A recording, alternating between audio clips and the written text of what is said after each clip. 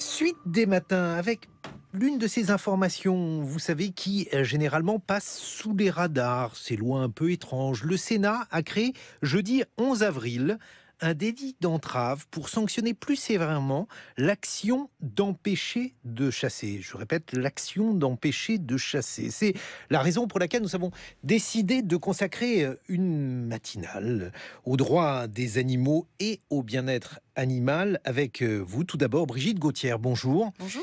Vous êtes cofondatrice de l'association L214 qui dénonce à travers des vidéos notamment la maltraitance animale. Vous avez publié La face cachée de nos assiettes chez Robert Laffont. Votre réaction à cette décision du Sénat?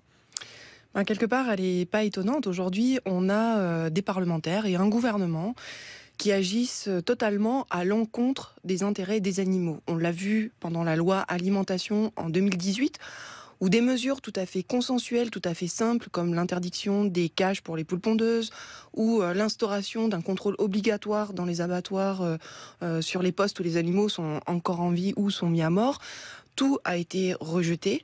Et on voit bien que les chasseurs et l'élevage intensif a l'oreille attentive de nos dirigeants, mais pas les animaux. Alors pour le moment, donc cette loi, elle Est en discussion. Elle est en discussion, ça n'est pas encore une loi définitive. Mais qu'est-ce qu'elle signifie? Qu'il y a un lobby important, le lobby des chasseurs, et qu'il faut le ménager? A priori, oui, c'est un calcul qui est fait de cette façon-là. Et on voit bien dans les débats, nous on suit plus particulièrement le lobby de l'élevage intensif, mais par exemple les discussions qui ont eu lieu autour de l'interdiction des cages pour les poules pondeuses. On a vu le ministre de l'Agriculture, on a vu les parlementaires s'inquiéter de savoir si une mesure complètement insignifiante, c'est-à-dire l'interdiction des nouvelles installations de cages pour les poules pondeuses. Il n'y a plus aucune nouvelle installation qui se fait depuis des années. Mais ils ont voté un amendement. Oui, moi je pensais qu'il y avait au contraire des nouveaux poulaillers industriels qui s'ouvraient. Alors industriel, certes, c'est-à-dire en élevage au sol, etc. Mais en cage, non, puisque justement grâce à l'action d'associations comme L214, on a aujourd'hui plus de 150 entreprises, que ce soit des restaurateurs, que ce soit des chaînes d'hôtellerie-restauration, des fabricants et même des producteurs eux-mêmes, qui se sont engagés d'ici 2025 à ne plus utiliser ou ne plus produire d'œufs de poule élevés en cage de batterie. On a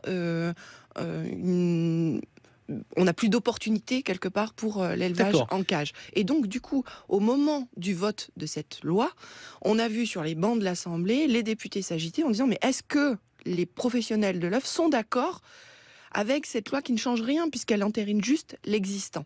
Et le ministre de tweeter après le vote, avec le CNPO, nous avons acté telle chose. Donc on voit bien l'influence des lobbies, notamment des lobbies de l'élevage intensif, des lobbies de la viande, sur les décisions qui sont prises au gouvernement. Brigitte Gauthier, dites-nous un peu ce qu'est L214, parce que on entend souvent parler de votre association, notamment à chaque fois que vous diffusez une vidéo qui montre dans quelles conditions les animaux sont tués dans les abattoirs, mais finalement on sait assez peu de choses sur vous. Alors L214, c'est une association, donc un ensemble de personnes qui à un moment, devant une injustice sévère à l'égard des animaux, s'est dit il nous faut faire quelque chose. Et donc L214, c'est une association qui lutte pour la défense des animaux et qui concentre son action sur les animaux que nous exploitons en plus grand nombre. En fait, 99% des animaux exploités par les êtres humains le sont pour la consommation alimentaire, donc tout ce qui est production de viande, lait, œufs et poissons. Et donc on a 3 axes, grosso modo, qui visent à essayer de réduire la souffrance de ces animaux le plus qu'on peut. Donc on a un côté où on va donner de l'information, montrer la réalité de ce qui se passe dans les élevages, dans les transports, dans les abattoirs, dans les piscicultures, sur la question de la pêche. Donc là, ça va être un travail d'information sur les conditions de vie et de mort des animaux, mais aussi sur les conséquences autres, c'est-à-dire environnementales, sanitaires, sociales, de la production de viande aujourd'hui. Le deuxième pan, ça va être essayer de faire reculer concrètement les cruautés qui sont faites aux animaux, qui sont des cruautés structurelles, par exemple, faire l'interdiction des cages pour les poules pondeuses, interdire la castration à vif des porcelets, interdire l'abattage sans étourdissement ou celui avec le dioxyde de carbone. Donc c'est des mesures très concrètes et là-dessus on avance sur quelques chantiers, alors pas au niveau politique mais au niveau des entreprises. Et puis le troisième pan, ça va être si on a des conditions d'élevage qui sont à ce point concentrationnaires aujourd'hui, avec des animaux qui sont entassés par milliers dans les élevages et qui sont tués par millions tous les jours dans les abattoirs. On tue plus de 3,5 millions d'animaux dans les abattoirs aujourd'hui.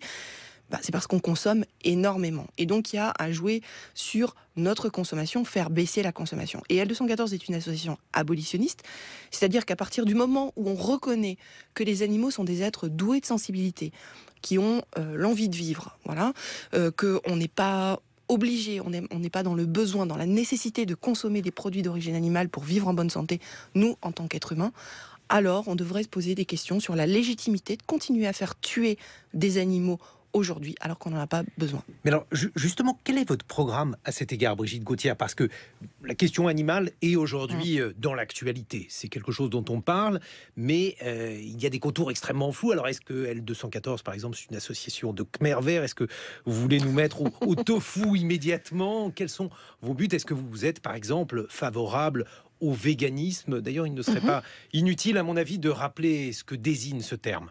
Alors, effectivement, L214, c'est une association qui propose un changement de civilisation, finalement. C'est-à-dire ne plus considérer les animaux comme des ressources alimentaires à notre disposition. Et on voit très bien, justement, que l'alimentation végane, donc qui n'utilise aucun produit d'origine animale, nous permet de consommer, de vivre, d'avoir les apports nutritionnels qu'il nous faut. Mais c'est un changement d'habitude alimentaire, finalement. Quelque part, on est plus tributaire de nos habitudes, puisque dans notre société, on est tous d'accord pour dire qu'on ne doit pas maltraiter et tuer sans nécessité. Or, dans notre façon de nous alimenter, tous les jours, à tous les repas, on implique des très grandes souffrances pour les animaux et on implique aussi leur mort. Donc voilà, c'est quelque part on propose une mise en cohérence de notre société par rapport à ses valeurs altruistes, à ses valeurs de compassion, à ses valeurs de bienveillance qui peuvent et qui s'étendent déjà aujourd'hui aux autres animaux. Enfin, ce qu'on fait subir aux animaux d'élevage, on ne le ferait pas subir aux chiens et aux chats, par exemple. Mais alors, est-ce qu'on peut imaginer, par exemple, de pouvoir continuer à consommer du lait, du fromage, se vêtir avec des vêtements en laine? Est-ce que ça, c'est envisageable dans votre représentation des choses, Brigitte Gauthier, vous qui êtes cofondatrice de l'association L214? Alors, en tout cas, au niveau de consommation actuelle, hors de question. Pourquoi ? Voilà, pourquoi ? Parce qu'aujourd'hui, pour obtenir autant de lait, autant de produits laitiers, on a développé des races de vaches qui produisent énormément de viande, qui sont passées de 5 à 15 litres de lait destinés à leurs veaux, à une production qui est boostée en moyenne en France à 27 litres de lait par vache et par jour, et qui est poussée sur les plus grandes productrices à 100 litres de lait par jour. Enfin, je ne sais pas si vous voyez l'écart entre 5 litres d'un côté et 100 litres de l'autre. C'est juste énorme le pas qu'on a fait et qui est permis grâce à la sélection génétique, tout simplement. Et donc un très grand nombre d'animaux, voilà, on voit la ferme des 1000 vaches, etc. Enfin, le fait de vouloir produire toujours plus, on va entasser davantage les animaux. Se pose aussi le problème sur la question du lait, c'est que si nous avons envie de consommer le lait, en fait, pour avoir du lait, il a fallu faire naître un veau, puisque les vaches sont des mammifères, il faut qu'elles aient un petit pour pouvoir avoir du lait. Or, ce petit, il nous gêne, puisque lui, il boit le lait. Donc, la production de lait, finalement, est intrinsèquement liée à la production de viande. C'est-à-dire qu'on va séparer le petit d'avec sa mère dès sa naissance, aux premières heures de sa vie, de façon à pouvoir, nous, exploiter les vaches, de façon à récupérer le lait. Donc, existe-t-il une façon éthique de récupérer le lait ? Effectivement, la traite des vaches ne les fait pas particulièrement souffrir, mais sauf que là, on considère une fois de plus les animaux comme des objets à notre disposition, comme des ressources à notre disposition, et souvent on n'est pas dans un rapport gagnant-gagnant. Les vaches sont les grandes perdantes, réformées au bout de 5 ans en moyenne, elles finissent en steak haché. Aujourd'hui, la moitié de la viande de bœuf, c'est de la viande de vache qui a d'abord été laitière pendant toute sa carrière entre guillemets. Et puis le veau, lui, part soit il va remplacer sa mère si c'est une femelle, soit si c'est une femelle en surplus ou un mâle, ils partent dans le circuit de la viande de boucherie immédiatement, notamment les veaux de boucherie qu'on consomme tant et plus. Brigitte Gauthier, on a l'impression malgré tout qu'énormément de choses ont été faites pour les animaux, qu'il y a de plus en plus de lois, de règles. On a raison, on a tort selon vous, vous qui êtes, je le rappelle, cofondatrice de l'association L214.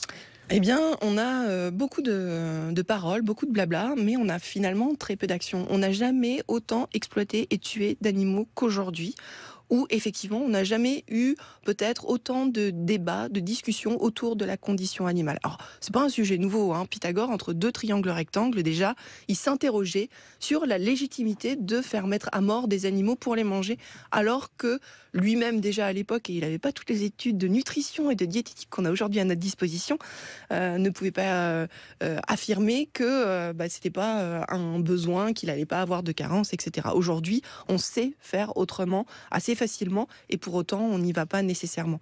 Donc voilà, c'est une question ancienne, et aujourd'hui, effectivement, on peut entasser des cochons.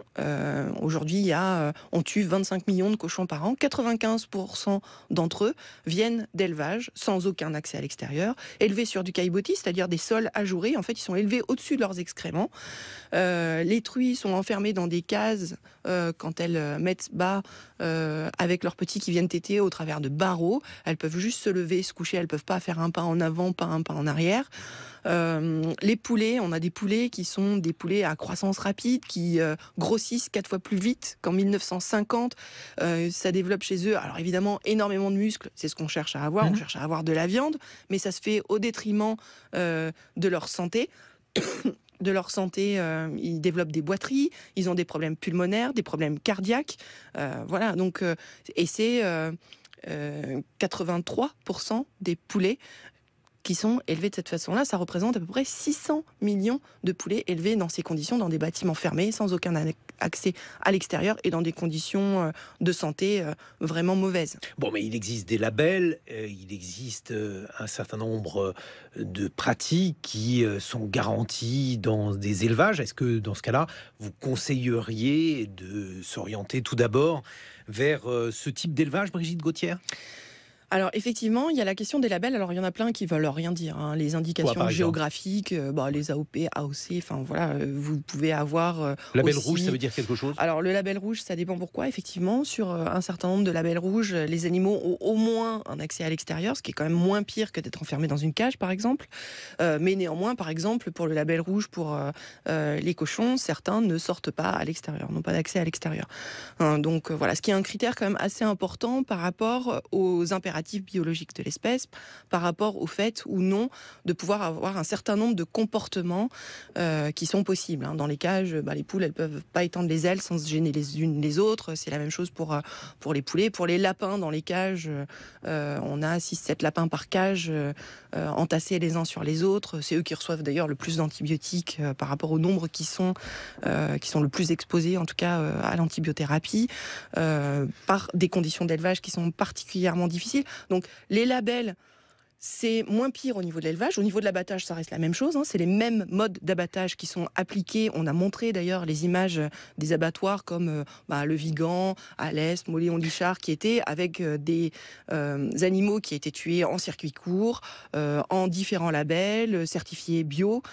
C'était pareil pour l'abattoir de Limoges. Donc ça ne change absolument rien aux conditions d'abattage qui sont tout aussi terribles pour les uns et les autres et qui signifient terreur, violence et puis surtout, ils y perdent de la vie.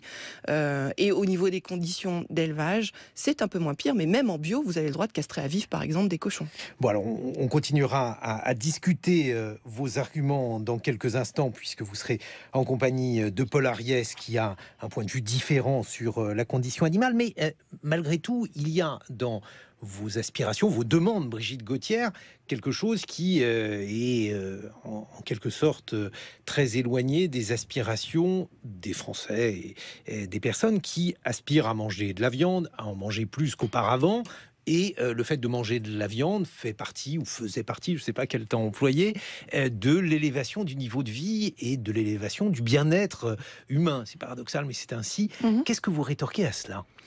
Eh bien qu'en effet, sans doute, à des moments de notre histoire, la question de la viande a été primordiale et permettait de s'alimenter, répondait à un besoin.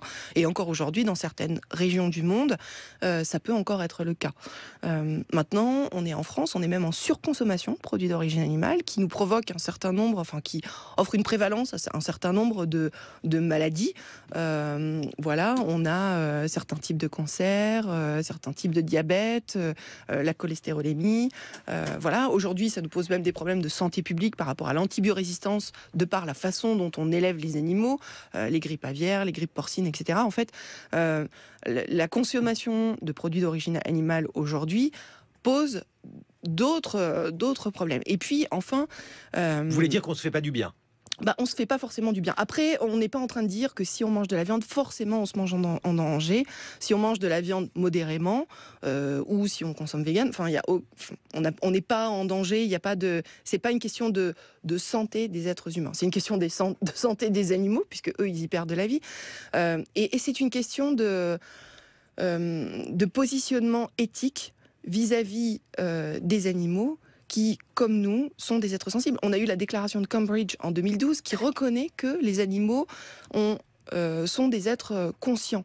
Voilà, ça va plus loin que juste la sensibilité. Animaux, parce que là aussi, c'est très largement discutable. Alors, c'est très largement discutable, mais au moins, aujourd'hui, tous les animaux qu'on élève et qu'on mange, tous les animaux terrestres, là c'est complètement clair, les oiseaux, donc les poules, les poulets, les dindes, parce que la question, les vaches, etc. sur... Et on le sait, les chiens, si on vit 5 minutes avec, on voit très bien, souvent on dit il ne leur manque que la parole, le chat on sait très bien quand il est du mauvais côté de la fenêtre, enfin voilà. On va revenir sur ces questions-là, mais alors, parce que là aussi, les éleveurs en France disent qu'ils sont, par exemple, victimes d'une concurrence. Alors, par exemple, l'élevage en plein air des agneaux en Nouvelle-Zélande, il est forcément rendu possible par des conditions naturelles que je n'ai pas besoin de détailler. Alors, du coup, les éleveurs en France, eux, ils sont obligés d'utiliser d'autres manières de faire. Est-ce que finalement, vos revendications, elles ne pénalisent pas de manière mécanique les éleveurs français ?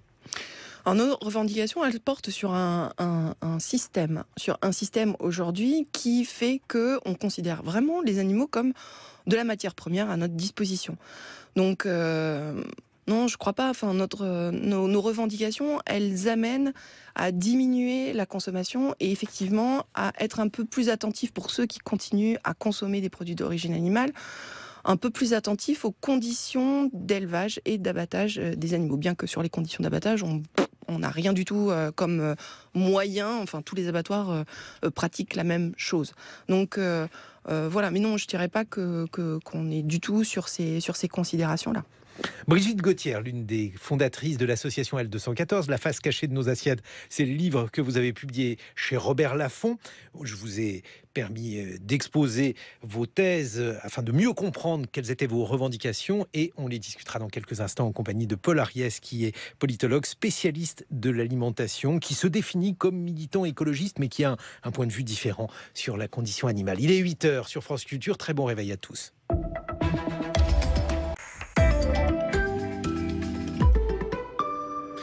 Et nous sommes en compagnie de Brigitte Gauthier, l'une des cofondatrices de l'association L214. On vous a entendu, Brigitte Gauthier, nous dire dans quelle mesure il faudrait tendre vers la fin de l'utilisation des animaux pour notre nourriture, mais aussi probablement dans toutes les situations de la vie où ceux-ci sont instrumentalisés. Vous avez fondé cette association L214 qui milite à travers des vidéos notamment contre la maltraitance animale, et vous avez publié La face cachée de nos assiettes chez Robert Laffont. Nous accueillons désormais Paul Ariès à côté de vous, Brigitte Gauthier. Bonjour Paul Ariès. Bonjour. Vous publiez Lettre ouverte aux mangeurs de viande qui souhaitent le rester sans culpabiliser, avec une sorte de tampon rouge comme ça pour exciter l'esprit du lecteur. Pourquoi les véganes ont tout faux? Vous êtes politologue, spécialiste de l'alimentation. Vous vous définissez comme militant écologiste et vous êtes également animateur d'un appel pour la défense de l'élevage paysan et des animaux de ferme. Alors, tout d'abord, Paul Ariès, il faut nous dire comment vous envisagez nos relations avec les animaux, comment on peut concilier, s'il faut les concilier selon vous d'ailleurs, bien-être animal et volonté d'un certain nombre de personnes de continuer de manger de la viande.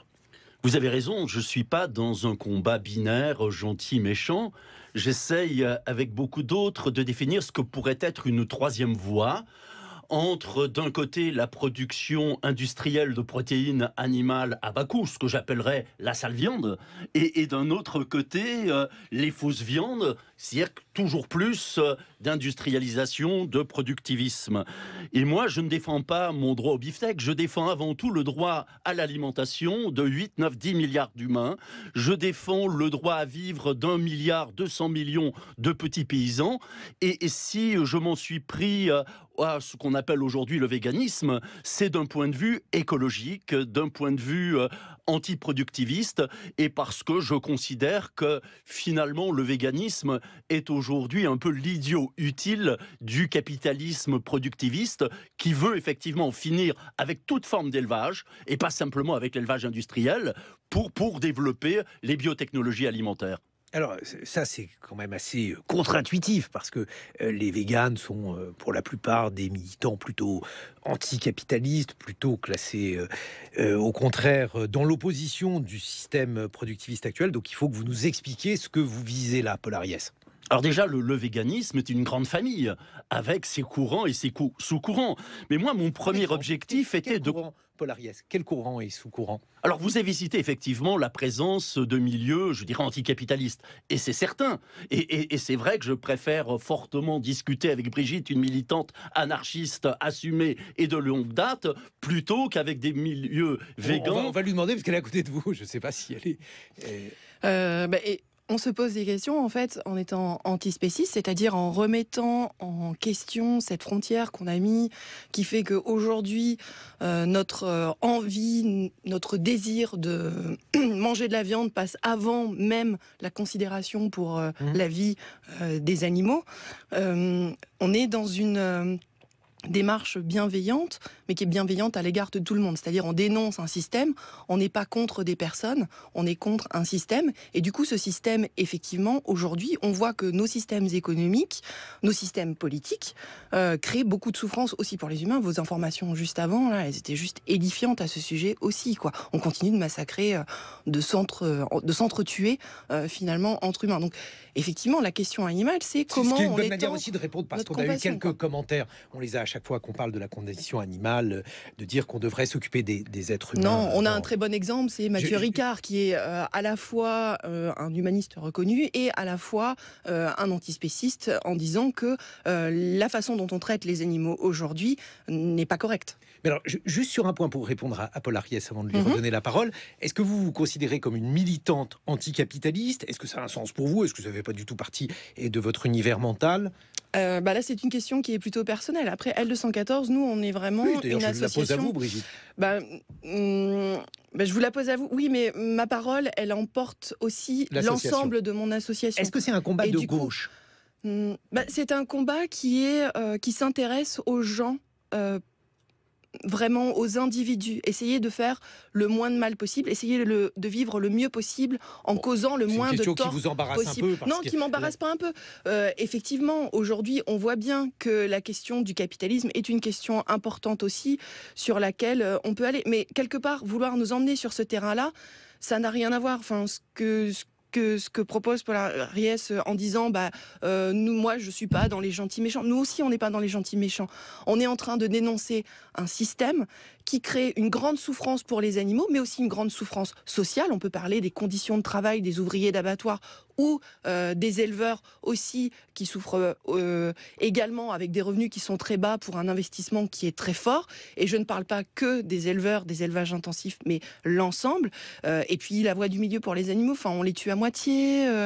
Comment ça se passe? Nous, ce qu'on cherche à promouvoir, ce sont des rapports gagnant-gagnant avec les animaux. Mais pour ça, il faut qu'on arrête de vouloir à tout prix tirer profit, qui est une démarche capitaliste, tirer profit des animaux. Alors on va redonner la parole à Paul Ariès. Bon, moi, la plupart des gens que je connais dans le milieu vegan sont plutôt classés à gauche et dans un certain registre anticapitaliste. Quels sont les autres, Paul Ariès, juste pour nous permettre de préciser ce que vous visez?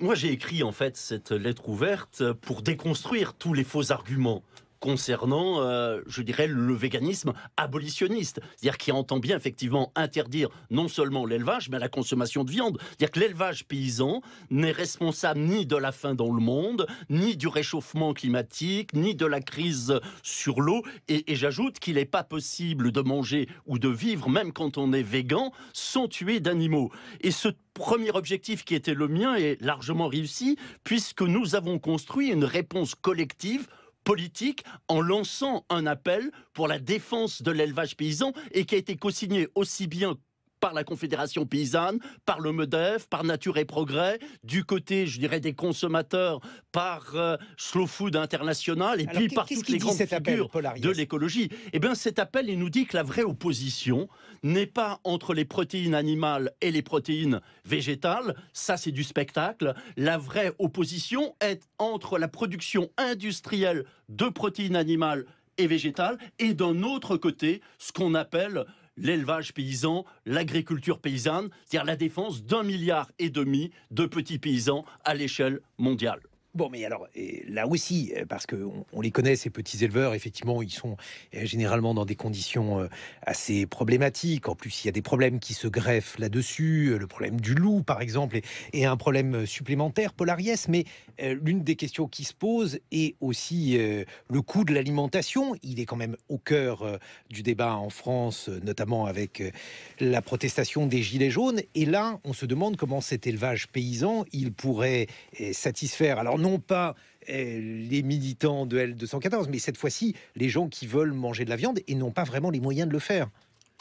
Mais je dirais, si on raisonne déjà globalement, c'est évident qu'il va falloir manger beaucoup moins de viande dans les pays riches, mais davantage dans les pays pauvres, dans les pays du Sud.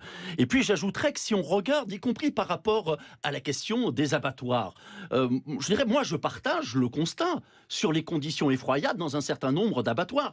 En revanche, je suis en désaccord sur les causes et donc sur les solutions. Je dirais, l'ennemi numéro 1 de Bigard, c'est-à-dire le principal propriétaire des abattoirs en France, c'est pas L214, ce sont les abattoirs de proximité, c'est l'abattage à la ferme. Et d'ailleurs, Bigard a déjà annoncé qu'il était prêt à fermer de nombreux petits abattoirs en France. Mais le problème justement de la France, c'est le choix du gigantisme et l'absence de spécialisation dans les abattoirs. On compte en France 265 abattoirs seulement, c'est-à-dire 10 fois moins qu'en Allemagne pour le même volume de production. Et donc là encore, la vraie opposition n'est pas entre fermer ou laisser ouverts des abattoirs, ça c'est du cinéma, mais entre des abattoirs industriels et des abattoirs de proximité sous contrôle des éleveurs et des bouchers. Bon, mais alors, concrètement, Paul Ariès, parce que j'ai posé la question tout à l'heure à Brigitte Gauthier, quand vous prenez par exemple la filière avicole avec tous ceux qui veulent manger des poulets, qu'est-ce que vous faites de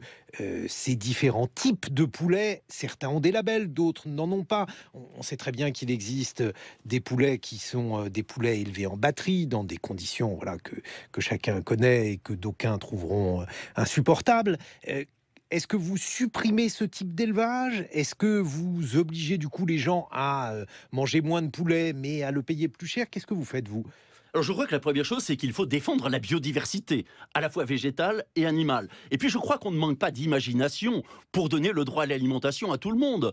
Moi je suis par ailleurs l'un des militants de l'Observatoire international de la gratuité. Et nous avons lancé récemment un appel pour la gratuité de la restauration sociale et d'abord scolaire. C'est-à-dire que je crois que le droit au bio, c'est effectivement quelque chose d'essentiel. Et vous avez raison, il y a encore un siècle, je dirais qu'on distinguait le porc ouvrier, le lapin paysan, le veau bourgeois. C'est-à-dire chaque milieu social avait sa propre table, avec la même fierté, la même authenticité. Sauf qu'aujourd'hui, c'est poulet pour tout le monde. Sauf que c'est pas le même. Pour une infime minorité, et vous avez raison, c'est du poulet bio, du poulet fermier, et pour l'immense majorité, c'est de la volaille de batterie. Et donc, ce qu'il faut, c'est changer la logique industrielle, changer la logique productiviste, mais pour cela, refuser ce qui nous menace. Et pourquoi parle-t-on tant aujourd'hui du véganisme? C'est parce qu'il rencontre, en fait, volontairement ou involontairement, les objectifs qui sont issus du lobby financier, qui est de mettre fin à l'élevage, à toute forme d'élevage. Mais là, j'avoue que j'ai un peu du mal à vous suivre parce que produire de la viande avec des protéines, que sais-je, c'est probablement quelque chose que l'on fait aujourd'hui en laboratoire de manière extrêmement coûteuse. Donc, on est encore très loin quand même de soleil vert et d'individus qui vont nous livrer de la viande reconstituée, pas reconstituée à partir de viande, mais reconstituée à partir de choses qui justement n'en sont pas. Donc, est-ce que vous ne brûlez pas un peu les étapes? Ah, c'est pas moi qui brûle les étapes. C'est-à-dire que le lobby financier nous dit que d'ici 10 ans, 15 ans, ce qui va se généraliser, c'est cette fausse viande fabriquée à partir de cellules souches, comme on fabrique de la peau artificielle pour les grands brûlés. Et je dirais, il suffit de regarder quelles sont les sociétés qui sont là derrière. Google, Facebook. Il suffit de regarder, y compris au niveau européen, le fameux consortium créé par Jérémy Kohler avec un seul objectif qui est d'enterrer, d'en finir avec l'élevage. Et je dirais, ce lobby, c'est déjà aujourd'hui plus de 10 billions, je dis bien billions de dollars. C'est-à-dire qu'il y a vraiment une menace sur l'élevage à l'échelle internationale. Est-ce que vous êtes favorable alors à cette viande artificielle? Est-ce que vous considérez que c'est, je ne sais pas, un futur proche, une menace, une perspective, Brigitte Gauthier? En fait, c'est hyper gênant de discuter de ce truc-là. Nous, on n'a pas forcément une position là-dessus. Les scientifiques, en fait, sont bien moins optimistes que nous. C'est-à-dire qu'ils ne croient pas qu'avec des décisions politiques aujourd'hui, de toute façon, la volonté politique n'est pas là, on va réussir à réduire la consommation et du coup arrêter les formes d'élevage. Alors, je pense que, pour ces gens-là, en tout cas, puisque pour en avoir rencontré un, Marc Post, au cours d'une conférence, lui, il n'est pas végétarien. Son objectif, c'est pas un objectif vegan ou je sais pas quoi, c'est de répondre à une demande croissante de viande.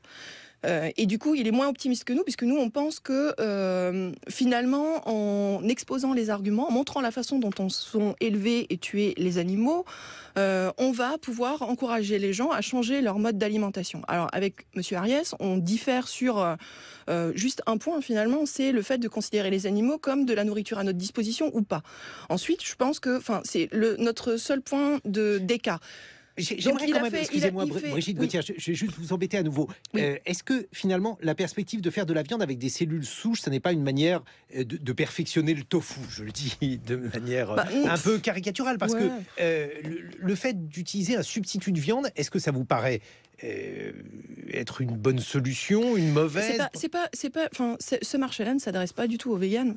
Il s'adresse justement aux gens qui mangent de la viande. Non, ça c'est faux. Voilà. C'est-à-dire, vous regardez aujourd'hui quelles sont les positions. Autrement. Pas tous les deux. Les véganes se nourrissent aujourd'hui autrement. Ils n'ont pas besoin de fausse viande par rapport à ça. Et puis vous faites un mélange entre les viandes issues de cellules souches et puis les trucs qu'on trouve aujourd'hui en magasin qui sont faits à base de tofu ou à base de gluten notamment. Mais la question, elle n'est pas là. Aujourd'hui, on a un sujet bien plus important, c'est la question de l'élevage industriel. Aujourd'hui, le poids du lobby de l'élevage intensif, il est juste énorme.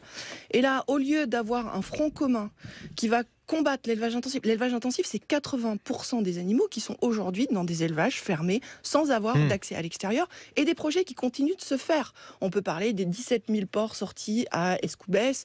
On peut parler...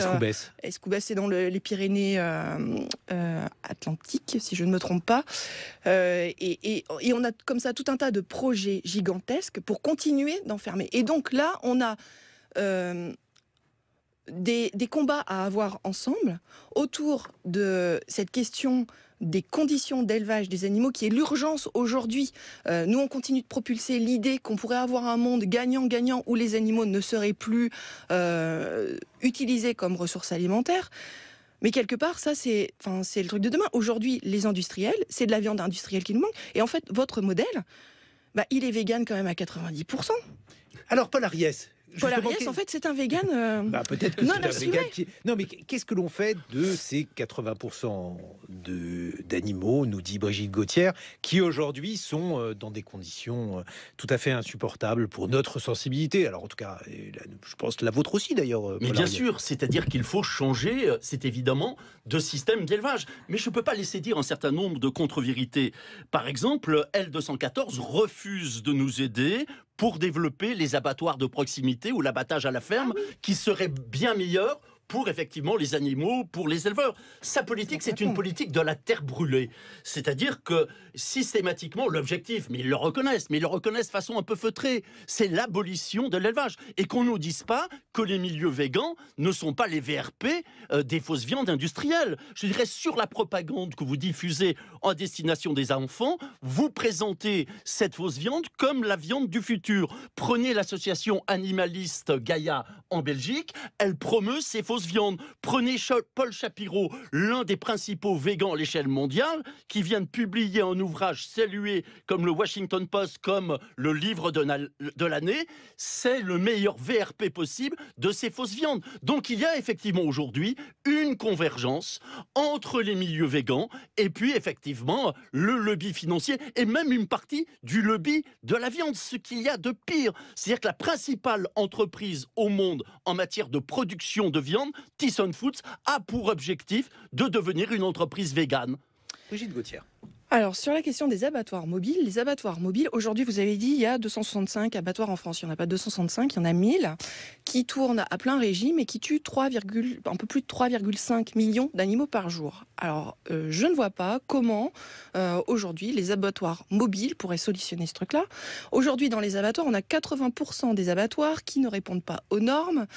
Ça a été détecté quand, justement, on a commencé à montrer les images des abattoirs, notamment celui d'Alès, celui de Vigan, celui de Mauléon, où on a eu une commission d'enquête qui a été déclenchée et une inspection généralisée des abattoirs d'animaux de boucherie, donc là des 265, qui montrait que 80% des chaînes d'abattage présentaient des non-conformités. Et donc là, l'idée super nouvelle, c'est de dire « Ah bah tiens, on va de nouveau abattre à la ferme ». Quels sont les contrôles? Tout ça, c'est complètement flou. C'est-à-dire qu'on va retourner à un système, enfin je ne sais pas si vous avez assisté, et je pense... Faux.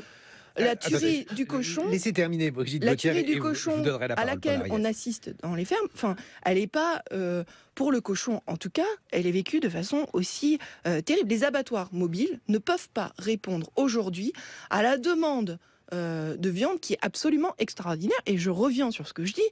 Enfin, le modèle agricole que vous prenez correspond à un modèle alimentaire à 90, voire même plus, vegan et très très peu de viande. Enfin voilà. Après nous, ce qu'on dit, là où on va avoir vraiment la différence, c'est que on n'a aucune nécessité à consommer des produits d'origine animale pour vivre en bonne santé. Et alors sur Gaïa, sur Paul Shapiro, sur un certain nombre effectivement d'associations alors de défense des animaux ou et véganes ou et antispécistes qui disent bah effectivement, on a un certain nombre de scientifiques aujourd'hui qui promettent, qui cherchent, en tout cas, enfin, je ne pense pas que vous soyez contre la recherche d'une certaine façon, qui cherchent une solution pour que la demande croissante en viande n'ait pas les conséquences qui sont prévues en termes de réchauffement climatique, en termes de risques sanitaires sur l'antibiorésistance, etc., en termes sociaux, etc., et quand vous me parlez des paysans dans les autres pays, en fait, aujourd'hui, leur modèle économique il est complètement déstabilisé parce que notamment la France, elle exporte vers ces pays-là. On voit vos critiques, on va laisser répondre voilà, Paul Ariès. Donc on a vraiment... Il y a le mouvement vegan n'est pas dans son ensemble favorable ou défavorable à la viande de culture. La promesse de la viande de culture, c'est de dire on va obtenir un produit équivalent à la viande sans faire tuer sans toutes les conséquences environnementales. La réponse, voilà, Paul nous on Ariès. attend qu'est-ce que ça donne. Déjà, lorsqu'on parle effectivement d'abattoirs de proximité ou d'abattage à la ferme, c'est pas le retour au Moyen-Âge, ni même au 19e siècle. C'est tout simplement d'utiliser... Aujourd'hui, les normes l'interdisent strictement. Ah non, pas du tout. C'est légal depuis mai dernier, à titre d'expérimentation, sur le modèle de ce qui se pratique, sur le modèle de ce qui se pratique avec succès en Suède, avec des camions itinérants, et on peut aussi regarder du côté de l'Allemagne avec des caissons pour cet abattage et pour qu'effectivement, je dirais qu'il y ait un suivi le plus direct par les humains. Mais lorsqu'on parle d'ailleurs de viande cultivée ou de viande propre, c'est du vocabulaire marketing. En réalité, il s'agit tout simplement d'une fausse viande avec un bilan énergétique effroyable. Et d'ailleurs, cette fausse viande, pour pouvoir la cultiver, il faut utiliser par exemple des hormones de croissance qui sont interdites pour le bétail. Il faut aussi utiliser utiliser beaucoup d'antibiotiques et beaucoup de fongicides. Et puis, je dirais, l'argument peut-être essentiel pour moi, c'est que tout simplement, si l'agriculture industrielle est aujourd'hui incapable de nourrir 8 milliards d'humains, un humain sur 8 n'a pas assez, l'agriculture végane serait également incapable de le faire. Parce que la seule solution pour pouvoir remplacer le fumier animal, ça serait toujours plus d'engrais chimiques, toujours plus de produits phytosanitaires. On va laisser répondre Brigitte Gauthier. Non, ça c'est faux. Il y a des cultures qui se font aujourd'hui en rotation, justement, avec les légumineuses. Donc, Brigitte le Gauthier, modèle d'agriculture végétalienne, il peut exister. Vous allez, donc, en imaginant qu'une partie non négligeable de l'humanité se convertisse au véganisme, vous modifieriez complètement l'écosystème, la diversité animale, c'est-à-dire toutes ces espèces animales qui ont disparu 50% en 40 ans. Mais les autres là, qui sont encore. Donc, et c'est pas le fait de l'élevage. Et c'est l'élevage y contribue. Mais ces élevages qui, eux, à leur manière, et j'avoue qu'elle est paradoxale, contribuent à la biodiversité. Le fait que cet élevage il s'insère dans une agriculture avec une partie élevage et une partie agricole. Qu'est-ce que vous en faites, Brigitte Gauthier, si dans le futur on se convertissait tous au véganisme ? Eh bien, en fait, l'idée n'est pas de faire une séparation entre les humains d'un côté et les autres animaux de l'autre et de se dire on n'aura plus aucune relation avec les animaux puisqu'on est incapable de se comporter correctement avec les animaux. L'idée, c'est quand même de vivre encore aux côtés des animaux. Les animaux qui entretiennent nos paysages, ce sont des animaux qui sont vivants, c'est pas les animaux morts. C'est effectivement un autre modèle à imaginer, à manquer. Et je vais faire référence. Même une autre anthropologie. Une autre anthropologie, exactement. C'est un changement de civilisation, effectivement. Et comme dirait Florence Burgas, ce qui nous manque le plus, c'est l'imagination. C'est imaginer un autre modèle de société qui ne considère pas les animaux comme étant simplement des objets à notre disposition. On les élève, on les fait naître, on les tue, etc. C'est autre chose. Et c'est ce modèle-là sur lequel on est. Voilà, finalement, c'est ça qui vous embête ? Non, parce qu'on a bien entendu votre opposition à la viande synthétique, je ne sais oui, pas mais on n'est comment pas obligé de passer par là. C'est pas une question, finalement. Pour aborder une autre question, la question de la biodiversité, le modèle anthropologique, finalement, si on est, par exemple, attaché à une certaine vision du terroir, eh bien, nécessairement, on est dans une branche de l'écologie qui ne s'oppose pas à l'élevage et à la consommation de viande. Mais je dirais que les penseurs de l'antispécisme, puisque le mot a été cité, ne sont pas des écolos. Je dirais, ils haïssent l'écologie puisque pour eux, la nature, son symbole, c'est la prédation. Et d'ailleurs, je dirais, Brigitte, c'est un peu comme une poupée russe. Oui, c'est-à-dire qu'elle a de multiples figures. Là, elle nous tient un discours soft, mais lorsqu'elle fait partie du triumvirat qui dirige la revue Les Cahiers antispécistes, je dirais, qu'est-ce qu'on trouve dans les Cahiers antispécistes ? On trouve des textes, alors non simplement, bien sûr, si on supprime l'élevage, on supprime aussi, il ne faut pas se cacher, les animaux d'élevage. Mais on nous dit aussi que la principale prédation... Non, mais on ne va pas garder tous les animaux d'élevage si on ne les consomme pas. Et on nous dit aussi que l'essentiel de la prédation, c'est la prédation animale. Et vous publiez des textes où l'on dit qu'il faudrait aussi supprimer les prédateurs animaux. Je dirais, moi, j'invite vraiment les auditeurs de France Culture à aller regarder le dernier numéro que vous avez publié des Cahiers antispécistes, où on dit qu'il faudrait supprimer les animaux sauvages pour ne plus qu'ils souffrent. On va laisser Brigitte Gauthier répondre. Oui, donc là-dessus, la prédation animale. Sur la prédation animale, c'est un vrai problème. Et c'est un vrai problème au niveau... Enfin, il n'y a pas que la prédation, il y a la maladie. Juste un point, on a pu lire qu'il y avait certains militants qui proposaient des solutions, comment dirais-je, radicales. Par exemple, nourrir les animaux sauvages avec des croquettes ou ce genre de choses. Qu'est-ce que vous en pensez ? En fait, les cahiers, c'est une revue de réflexion. C'est-à-dire qu'on va proposer des textes qui sont d'ailleurs en opposition, parfois les uns avec les autres. Et l'idée, c'est de réfléchir. Donc, effectivement, aujourd'hui, les animaux sauvages souffrent de multiples façons. Il y a effectivement la question de la prédation, il y a la question des maladies, il y a la question des épidémies, etc. Et donc, on peut se poser la question de comment on peut réduire la souffrance. Parce que la dichotomie, d'un côté, il y a la nature, on n'y touche pas, de l'autre côté, il y a nous, les hommes, on est civilisés, machin. c'est pas aussi un vrai binaire que sujet. ça. C'est pas aussi binaire. Et donc j'invite effectivement les gens à lire Conclusion. cette revue magnifique, Les Cahiers Antispécistes, qui sont une revue de réflexion, qui propose des réflexions qui ne sont pas prescriptifs, mais qui disent, voilà, il y a des sujets, on peut s'interroger, on peut ne pas pousser des cris d'orfraie dès qu'on propose une réflexion, et puis s'interroger sur notre rapport avec les autres animaux, c'est-à-dire y compris les animaux sauvages. Et là, j'invite à lire aussi Zoopoliste, Sudan Hanson et Will Kimlicka, qui proposent qui sont les premiers à proposer un autre modèle de société. On mettra les autres titres sur le site, dont La face cachée de nos assiettes, votre livre chez Robert Laffont. Un mot de conclusion, Paul Ariès. Moi, je crois qu'en réalité, il faut tout simplement se souvenir que le prototype même de la ferme écologique, c'est une ferme polyvalente. C'est-à-dire qui produit à la fois de la viande, du lait, des légumes, des fruits, mais aussi de la bonne terre. Et rappelez que ce sont les animaux vivants qui font qu'on a des excréments, de la bonne terre. Les animaux morts n'en font pas. Oui, mais merci Brigitte Gaudière, merci Paul Ariès. Lettre ouverte aux mangeurs de viande qui souhaitent le rester sans culpabiliser. C'est publié chez Larousse.